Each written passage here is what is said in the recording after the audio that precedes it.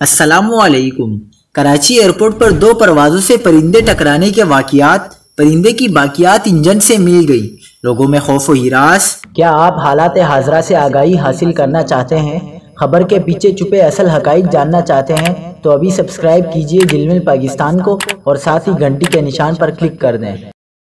آپ کو بتاتے چلیں کہ قطر ایئر کی دوحہ سے کراچی آنے والی پرواز کے طیارے سے پرندہ ٹکرایا۔ پرواز QMR 610 سے رن وے نمبر 25L پر لینڈنگ اپروچ کے دوران پرندہ ٹکرایا۔ قطر ایئر کے ایئر بیس 320 طیارے کے انجن نمبر 2 سے لینڈنگ کے دوران پرندہ ٹکرایا۔ پرواز میں 150 سے زائد مسافر تھے، جس کے بعد طیارے نے بحفاظت لینڈ کیا۔